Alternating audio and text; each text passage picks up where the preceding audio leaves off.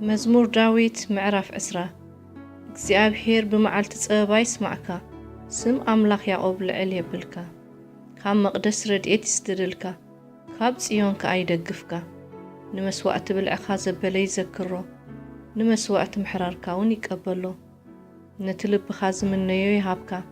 ንምኽርኻ ዘበለ እውን ይፈጽሞ ብምንጋፍካ እልል ንብል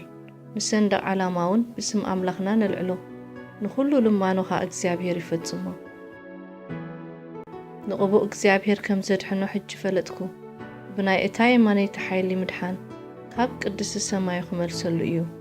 ገሊኣቶም ብሰረገላታት ገሊኣቶም በፍራስ ይእመኑ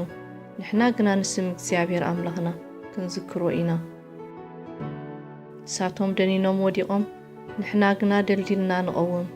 ወ እግዚአብሔር ንንጉስ አድሕኖ በታ እንጠርዓላ መዓልቲ ይስማዓና